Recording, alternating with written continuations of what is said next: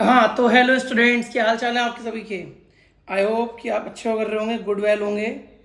तो थोड़ा सा लेक्चर स्टार्ट करते हैं फटाफट। आपको पता ही है कि लेक्चर स्टार्ट करना है, ठीक है। तो आज पढ़ने वाले pair of linear equation two variable, ठीक है। आई होप कि आपको आगे की वीडियोस भी समझ में आएंगी और अभी तक समझ में आ रही होंगी। जो भी समझ में ना आ रहा हो आप कमेंट बॉक्स में कमेंट करके पूछ सकते हैं, ठीक है। तो स्टार्ट करते हैं जल्दी से, टाइम बिना गवाए।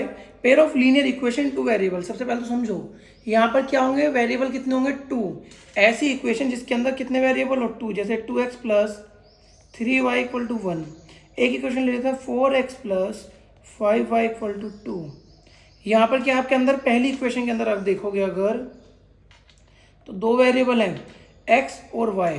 तो इक्वेशन किस में हो गई, दो वेरिएबल में। यहाँ भी कितने वेरिएबल हैं, दो वेरिएबल है x और y। तो ये भी पेयर ले हो, ये भी इक्वेशन किस में हो गई, टू वेरिएबल्स में। दो इक्वेशन पढ़ रहा हूँ, पहली इक्वेशन दूसरी इक्वेशन, इन दोनों को क्या कर दिया मैंने, पेयरिंग। तो ये क्या हो गया, द लीनियर पेयर, मतलब कि इक्वेशंस की क्या हो गया, पेयर बन गए, ठीक है। The linear equation in two variable, ठीक है। समझ में आया इसका थोड़ा सा मतलब, क्या वेरिएबल का मतलब अभी तक आप पढ़ रहे थे एक्स स्क्वायर वाली टर्म में, सेकंड चैप्टर में आपने पढ़ा x square plus 2x plus 1, like इस तरह में कुछ। वहाँ पर वेरिएबल कितना था, एक। यहाँ पर वेरिएबल कितने, दो। थोड़ा सा स्टार्ट करने से पहले समझ लेते हैं। अगर मेरे पास अगर दो कोई इक्वेशन है तो मैं उसे इस फॉर्म में लिखूंगा, a1x plus b1y plus c1 equal to 0, a2x plus b2y plus c2 equal to 0, ठीक है। यहाँ पर जो भी x के साथ होगा वो क्या आपका a और पहली इक्वेशन में इसलिए a1। जो भी दूसरा होगा वो क्या होगा, a2। जो भी y के साथ होगा वो b1, जो होगा b2, और जो कांस्टेंट होगा c1 c2। क्लियर इतना, कोई समझाने की जरूरत तो नहीं, इतना आया समझ में।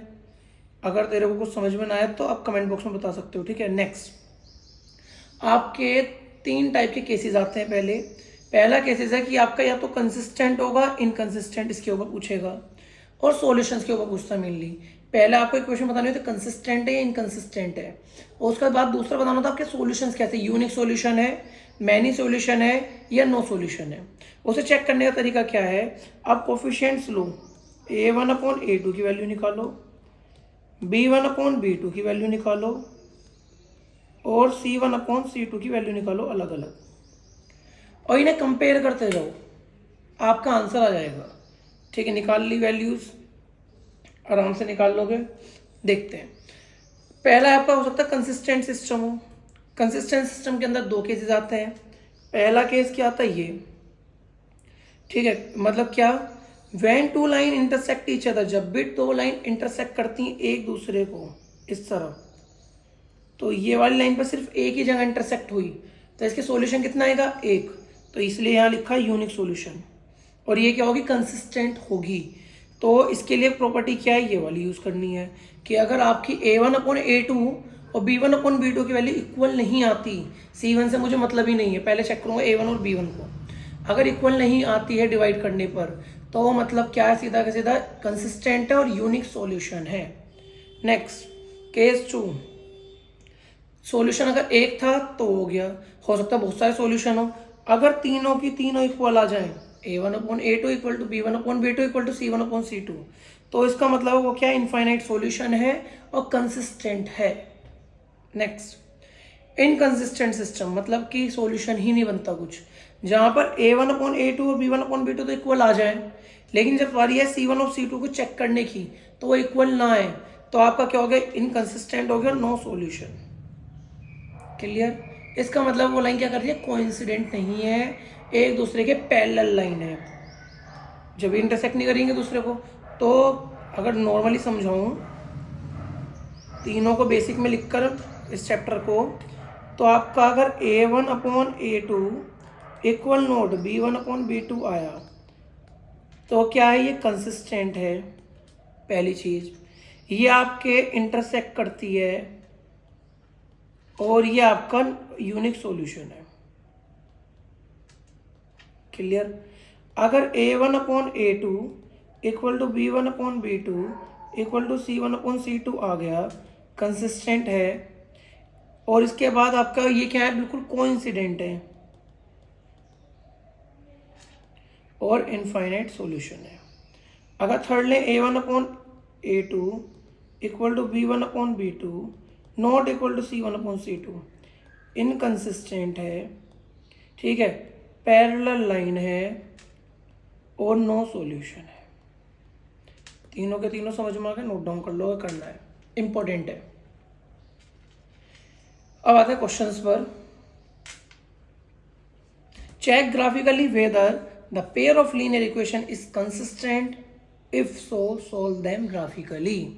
ग्राफिकली क्वेश्चंस नहीं आते हैं अब, ज़्यादातर क्वेश्चंस बिल्कुल आने बंद हो गया था, इसलिए मेनली मैं इस क्वेश्चन को वैसे सोल्व करके दिखा रहा हूँ। पहले देखो A1/A2 निकालो, A1 जो x के साथ और A2 जो इस वाले x के साथ, तो यहाँ पर क्या 1, यहाँ क्या आपका 2। अब निकालो B1/B2, यहाँ क्या है 3, यहाँ क्या -3, कटिंग करोगे दोनों काटोगे तो -1 आ गया। अब निकालो C1/C2, तो यहाँ पर है 6, यहाँ है 12, ये आ गया आपका 1/2। अगर तीनों को कंपेयर करते हो तुम, तो तुम्हारा आता A1/A2 इक्वल नोट, पहले सबसे पहले नहीं चेक करना होता मुझे, B1/B2 कि 1/2 इक्वल नोट -1। जब भी दोनों इक्वल ना है तो क्या है, ये यूनिक सॉल्यूशन है और ये इंटरसेक्ट करती है, और इंटरसेक्ट करती है एक पॉइंट पर, और एक आपका बचा ये क्या तुम्हारी कंसिस्टेंट है। क्लियर। अब आते हैं इसे ग्राफिकली अगर सोल्व करना हो, तो पहली इक्वेशन आपकी x + 3y और 2x - 3y = 12। ग्राफिकली कैसे करते हैं समझो, एक क्वेश्चन को ढंग से समझा देता हूँ। ग्राफ बनाओ, आपको 2 पॉइंट बनाने हैं,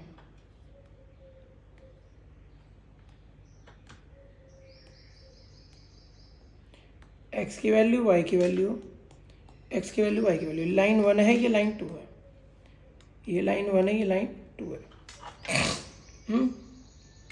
देखो अगर x की वैल्यू 0 रखी तो y की वैल्यू क्या आएगी, पहली इक्वेशन में सोल्व करो। अगर x की वैल्यू 0 रख दूँ तो 0 + 3y = 6, y = 6/3, तो y की वैल्यू क्या है 2। सोचो अगर मैं y की वैल्यू 0 रख दूँ,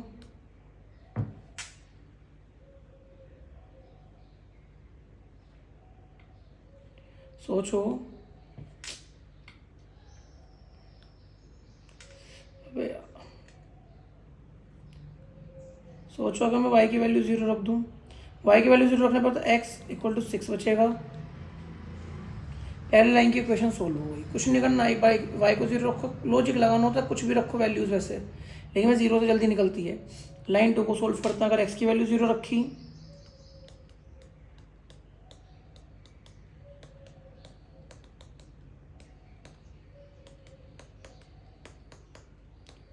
तो y की वैल्यू है -4, और अगर y की वैल्यू 0 रखी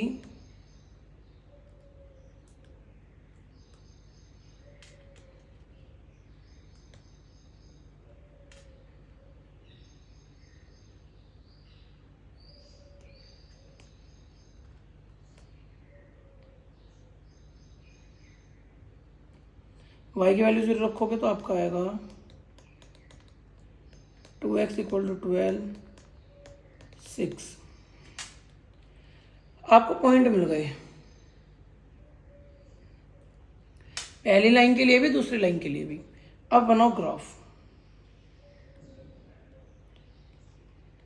0, 1, 2, 3, 4, 5, 6, -1, -2, -3, -4, -5, -6, 1, 2, 3, 4, 5, 6, -1, -2, -3, -4, -5, ठीक है।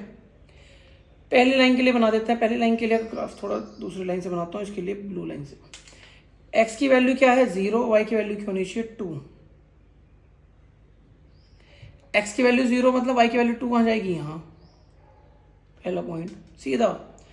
एक्स की वैल्यू 6 कहाँ है, यहाँ। इससे हमें आंसर सीधा लाइन पे मिलता है। अगर इस लाइन को मिलाओगे तो आपकी लाइन बनेगी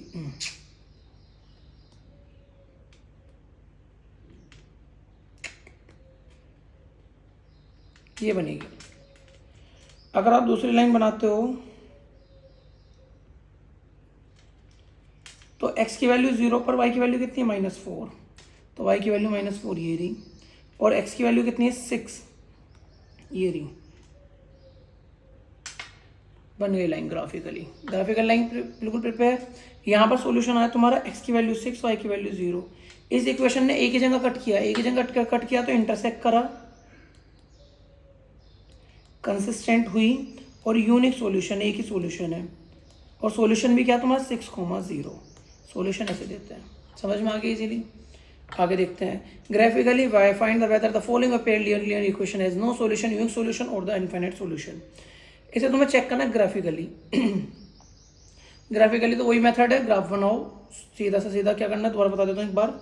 इस तरह की दो वैल्यूज निकालो दोनों लाइन के लिए, ग्राफ बनाओ। अगर एक सॉल्यूशन आ रहा है तो यूनिक सॉल्यूशन वाली प्रॉपर्टी लगेगी, एक भी सॉल्यूशन नहीं आ रहा है तो पैरेलल लाइन आ रही है तो नो सॉल्यूशन वाली प्रॉपर्टी लगेगी लास्ट वाली। और तुम्हारी अगर स्टार्टिंग वाला बीच वाला आ जाता तुम्हारा तो इनफाइनाइट सॉल्यूशन लगेगा।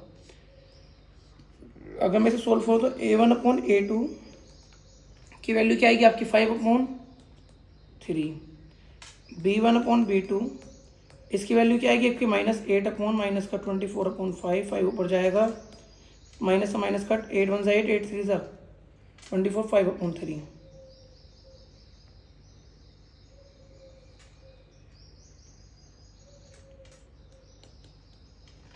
उसके बाद C1/C2 निकालोगे तो 1/3/5 तो 5/3 दिख गया आपको।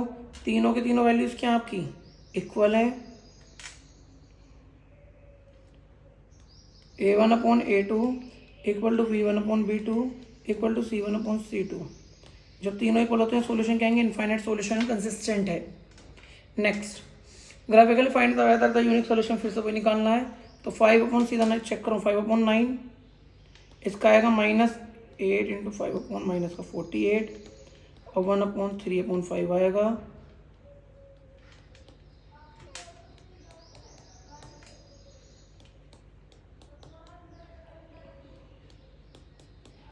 ये इक्वल नहीं है, a1/a2 b1/b2 इक्वल नहीं आ रहे तो क्या आएगा कंसिस्टेंट यूनिक सॉल्यूशन। अब करते हैं start questions. Champa went to sale to purchase some pants and skirts to a friend for her, asked how many of the each of the had both. She answered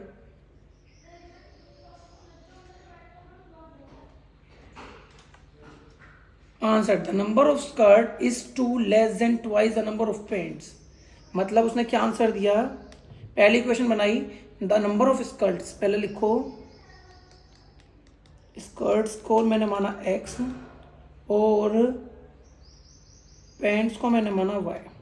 तो the number of skirts, जो इतनी भी skirts है मतलब x की value is 2 less than मतलब 2 कम है किससे, नंबर ऑफ पैंट्स। पैंट कितनी है y से 2 माइनस, पहली इक्वेशन। सेकेंड इक्वेशन बनाओ, उसने आंसर और दिया दोबारा also the number of skirts is 4 less than 4 times of the number of purchase.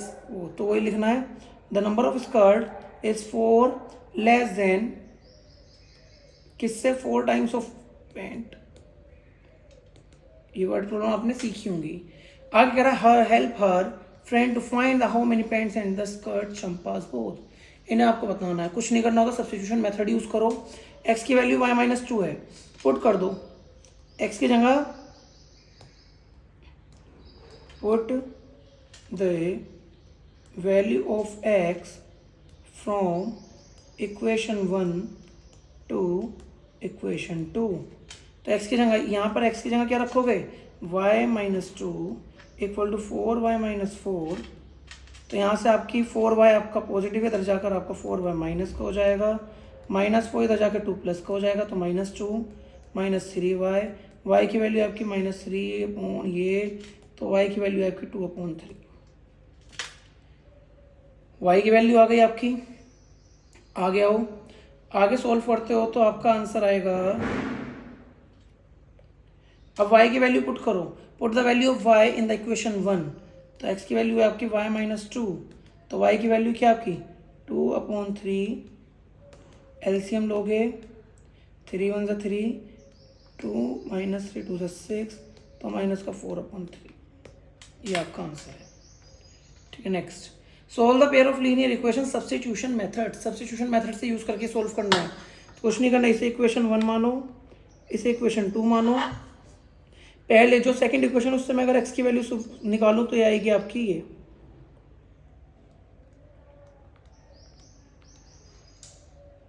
और इस इक्वेशन को पहली इक्वेशन पुट कर दो, पुट द इक्वेशन 1, तो 7, x की वैल्यू क्या आएगी 3x, 3 - 2y - 15y equal to 2। तो अगर आप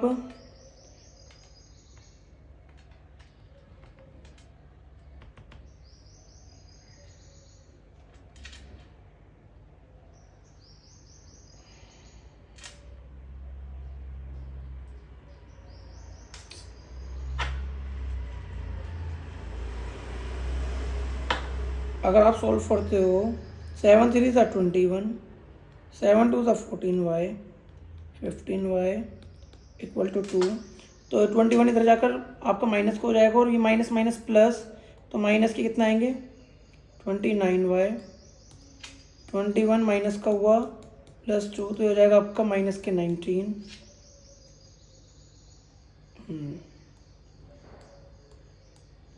तो y की वैल्यू आपके है -19/-29, तो y की वैल्यू है 19/29। आ गया हो, अब मैं इसी y की वैल्यू को, जो y की वैल्यू आपकी आई है, इस वैल्यू को पुट कर देता हूँ इसी इक्वेशन में। x इक्वल टू 3 - 2y था, तो x equal to 3 - 2 into 19/29, multiply करेंगे तो आपका आएगा 38/29, सोल्व करेंगे तो आपका आएगा 29,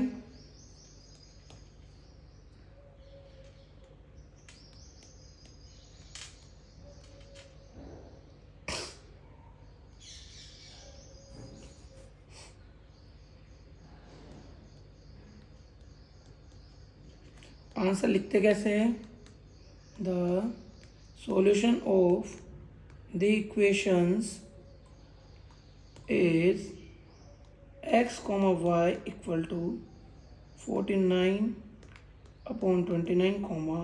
19/29। ठीक है, अब मैं इनकी इक्वेशंस बना कर दूंगा, सॉल्विंग आपको खुद करनी है। Solve the following question,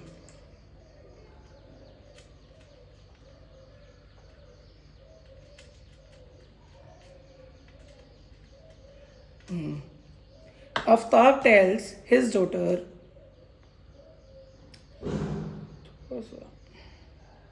Aftab tells his daughter 7 years ago, I was 7, 7 साल पहले उसने बोला, I was 7 times as old as you were then। मतलब दो की बात हो रही है यहाँ पर, दो किस की बात हो रही है, पहले तुम्हारी बात हो रही है आफ्ताब से। आफ्ताब के प्रेजेंट एज मान लो x, और डॉटर की एज मान लो y। 7 ईयर हो, इसकी एज हो गई x - 7,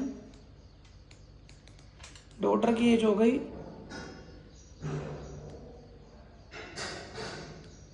y - 7। ये कह रहा है कि जो आफ्ताब है वो 7 times as old as his daughter, तो 7 डॉटर के टाइम्स था, तो x - 7, 7 इंटू y - 7, तो x - 7 इक्वल टू 7y, 7 49, ये कुछ इक्वेशन निकल कर आई, तो x - 7y -49 + 7, तो आपका आएगा माइनस प्लस माइनस, तो ये आ जाएगा आपका 42 x minus 7y। Equation next देखो, दे 3 ईयर फ्रॉम नाउ। अब 3 ईयर फ्रॉम नाउ मतलब आज से 3 साल बाद। तो आफ्ताब की एज क्या होगी आज से? x plus 3। डॉटर की एज क्या होगी? 5 प्लस 3। अब इक्वेशन लगाओ फिर से, I shall be 3 times as old as you. मतलब जो आफ्ताब है वो 3 टाइम्स है डॉटर का। तो a की वैल्यू x प्लस 3, y की वैल्यू ये। अगर सोल्व करते हो तो x प्लस 3y प्लस 9, तो x माइनस 3y, 9 माइनस 3, तो ये जाएगा आपका 6x माइनस 3y। ये आपकी सेकेंड इक्वेशन आई। तो represent the algebraic and graphically method substitution, इसे सोल्व करके दिखाना सेम। तो आपकी पहली इक्वेशन ये बना दी मैंने, दूसरी बना दी, इन्हें सोल्व कर दो, करनी आती है आपको। In a shop the cost of 2 pencils and 3 erasers is 9। मतलब क्या 2 पेंसिल ली, 3 इरेजर ली, इज 9। मतलब क्या पहले लिखो, cost of pencil is x, cost of eraser is y। ठीक है, अब लिखो 2 पेंसिल्स है तो 2x प्लस 3 इरेजर 3y, कितनी रेटिंग का 9। पहली इक्वेशन सीधा। 4 पेंसिल्स मतलब 4x, 6 इरेजर मतलब 6y equal to 18। Find the cost of each pencil and each eraser, solution the pair of linear equation of form वर। सिंपल सी बात है, यहाँ से 2 कॉमन ले रहे हो तो आपको हो जाएगा 2x plus 3y equal to 9, और ये कट जाएगा। दोनों सेम इक्वेशन आ रही हैं, दोनों ही सेम इक्वेशन है, तो कोइंसिडेंटिंग इनफाइनाइट सॉल्यूशन आएंगे। करके देख लेना आगे। 2 rails are represent by the equations, एक ये और एक equation. Will the rails cross each other, क्या एक दूसरे को कट करेंगी कभी? कुछ नहीं करना। a1 की वैल्यू 1 है, a2 की वैल्यू आपकी 2 है, b1 की वैल्यू आपकी 2 है, b2 की वैल्यू आपकी 4 है, c1 की वैल्यू आपकी -4 है, c2 की वैल्यू आपकी -12 है। इन्हें डिवाइड करोगे तो आंसर आएगा 1/2, 2/4, -4/-12। 2 1 1 2, 4 1 4 3 1/2 इक्वल टू 1/2 तो आ रहा है, इक्वल नोट 2/3 आ रहा है। दोनों इक्वल, लास्ट वाला इक्वल नहीं है, तो क्या होगा? नो सॉल्यूशन, मतलब कभी भी इंटरसेक्ट नहीं करेंगी। The ratio of the incomes of 2 persons ये, and the ratio of the expenditure is ये, ईच ऑफ देम सेव इतने per month, find the monthly income. ठीक है, पहले इनकम लिखते हैं। Income of first person is 9x, income of second person is 7x। अगर मैं वो निकालूं आपकी इनकम, तो इनकम होती है जो भी आपकी सैलरी वो सेविंग है वो प्लस एक्सपेंडिचर निकाल लूँ अगर, तो पहले वाले के लिए इनकम निकालूँ फर्स्ट पर्सन की इनकम, तो 9x उसकी इनकम है, सेविंग कितनी कर रहा है? 2000 कर रहा है, एक्सपेंडिचर कितना हो गया उसका? 4x हो गया। 4 एक्सपेंडिचर यहाँ लिख लेता हूँ। फर्स्ट पर्सन का एक्सपेंडिचर है 4y और सेकंड पर्सन का एक्सपेंडिचर है 3y, तो यहाँ पर हो जाएगा 4y पहली इक्वेशन। सेकंड पर्सन के लिए भी सेम लिखोगे, इनकम इक्वल टू ये। अब इन्हें सोल्व कर सकते हो आराम से, पुट द वैल्यू वैल्यू जो भी करना वो कर सकते हो। ठीक है, नेक्स्ट यूज एलिमिनेशन मेथड है। एलिमिनेशन मेथड क्या होता है? एलिमिनेट करना है चीज़ों को। अब कैसे करते हैं eliminate? Find all possible solution of the pair linear equation. देखो ये थोड़ा सा अलग है, दोनों वैल्यूज को लिखा,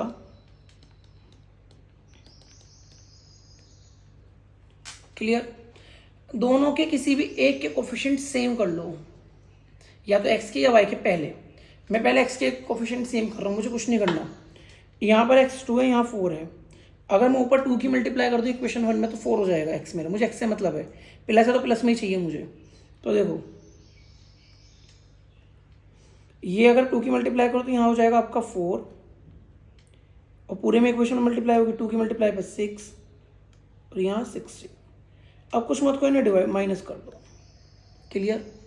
4x से 4x कैंसिल, 6y से 6y कैंसिल, ठीक है। और ये बचा आपका 0 इक्वल टू 9।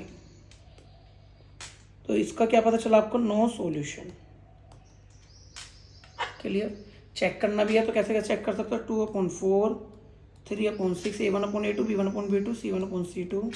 ये तो देखो इक्वल आ रहा है, 2 1 2, 2 2 4, 3 1 3, 3 2 6, लेकिन ये इक्वल नहीं आएंगे तो नो सॉल्यूशन है, clear. Next, the sum of 2 digit number, important question है, मार्क कर लेना।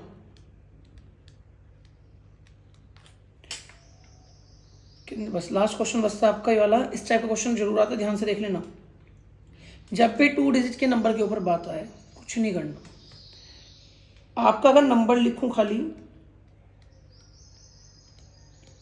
तो मैं लिखूंगा इस तरह, x और y 2 डिजिट नंबर है, मतलब जैसे 29 है 2 डिजिट का, तो ये x की वैल्यू है, y की वैल्यू है, बीच में इसलिए मैंने डॉट लगाया, वरना मल्टीप्लाई का साइन लगता है वो। अगर मुझे इस नंबर को ओपन करना है तो मैं लिख सकता हूँ 10x + y, हमेशा याद रखना। अगर मुझे इस नंबर को रिवर्स करना है तो 10y + x, इतना कर लेना, आराम से अपने आप आ जाएगा। करके देखते हैं। The sum of 2 digit number and the number obtained by reverse, मतलब कि नंबर और उस किसके साथ रिवर्स करना है, रिवर्स करके जो सम आएगा, रिवर्स नंबर इज 66। नंबर है तो मेरा क्या होगा, 10x + y, रिवर्स करूंगा तो क्या जाएगा, 10y + x। ये नंबर, ये रिवर्स इक्वल टू 66, तो हो जाएगा 10x + x, 10y + y, तो हो जाएगा 11x + 11y equal to 66। 11 common होगा तो x + y की वैल्यू क्या आएगी, 6। पहली क्वेश्चन थी, यहाँ से बनी। आगे, if the digits of number is differ by 2, अगर डिजिट जो उनका डिफरेंस 2 है तो find the how many number such that here, तो आपके कितने नंबर आएंगे। तो एक इक्वेशन ये बन गई, तो ये बन गया x - y = 2, ये लिख सकते हो या ये लिखोगे, चॉइस तुम्हारी है। ये लिख कर चल रहा हूँ, दोनों इक्वेशन सोल्व करोगे अगर, तो A1/A2 इक्वल नॉट B1/B2, मतलब इक्वल ही नहीं आ रहा, तो एक ही सॉल्यूशन आएगा इसका बस, ठीक है। तो सोल्व कर लेना। थैंक यू वीडियो देखने के लिए। आई विश आपको समझ में आया होगा, पूरा चैप्टर अच्छे से दिमाग में बढ़ गया होगा।